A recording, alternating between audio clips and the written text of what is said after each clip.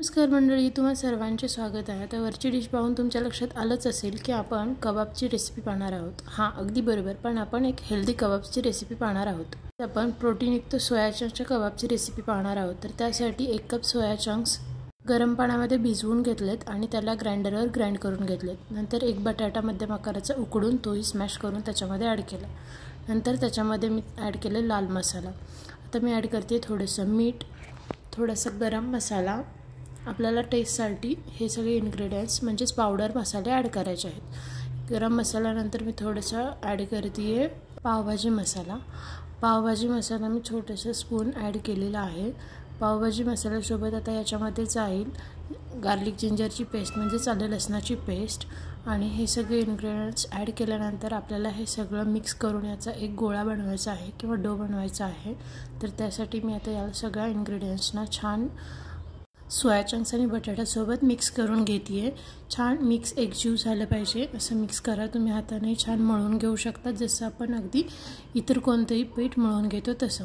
आता मी मळून घेतलेलं आहे। मळून घेताना एक काळजी घ्यायची की पाणी जास्त अजिबात ॲड करायचं नाही। तुम्हाला जर लागलंच खूपच सुक्कं झालं असेल तर अगदी हलका हात पाणी घेऊन तुम्ही पीठ मळू शकता। आता पीठ मळून झालं की आपण अशा टिक्क्या करून घ्यायच्या आहेत। टिक्क्या करताना अगदी जाड नका करू, कारण त्या फ्राय होणार नाहीत छान किंवा भाजल्या जाणार नाहीत।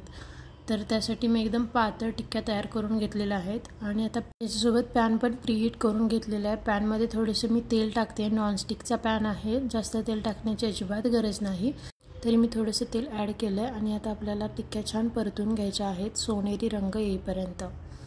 आता छान टिक्क्याने सोनेरी रंग आला आहे। आता आपण मी परतून घेते। तुम्ही पाहू शकता किती सुंदर रंग आलेला आहे। मी एकदम जवळून घेते तुम्हाला कलर लक्षात यावा म्हणून।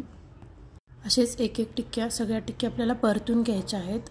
छान हलक्या हाताने परतून घ्या, कारण अजून तयार झालेलं नाही आहे आणि सोया असल्यामुळं आपण दुसरं कोणतेही पीठ त्याच्यामध्ये ॲड केलेलं नाही आहे, त्यामुळे थोडंसं तुम्हाला सुरुवातीला ते घट्ट पकडलं जाणार नाही, त्यामुळे काळजी घ्यावी लागेल। आता तुम्ही पाहू शकता दुसऱ्या बाजूनी छान खमंग भाजल्या गेलेल्या आहेत आणि अशा रीतीने एकदम सोनेरी डार्क ब्राऊन कलर येऊपर्यंत आपल्याला टिक्क्या परतून घ्यायच्या आहेत, म्हणजेच भाजून घ्यायच्या आहेत। अशा आपल्या टिक्क्या भाजून तयार आहेत। तर ही एक एकदम हेल्दी आणि पौष्टिक रेसिपी आहे, जी तुम्ही कमी वेळात आणि पोटभर खाण्यासाठी बनवू शकता। तुम्ही लहान मुलांना आवर्जून देऊ शकता, कारण खूप सारे प्रोटीन रिच डिश आहे ही।